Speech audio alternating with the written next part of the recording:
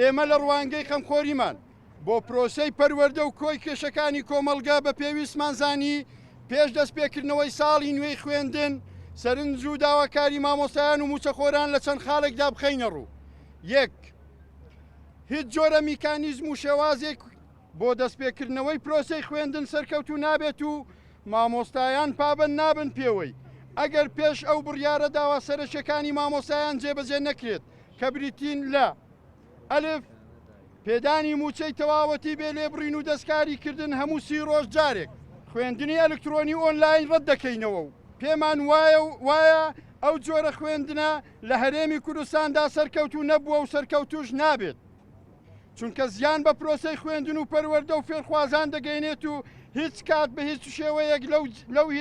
لە هیچ شوێنێک خوێندنی ئۆنلاین نەبووە و نابێتە بەدیلی خوێندنی ناوپۆلی قوتابخانە.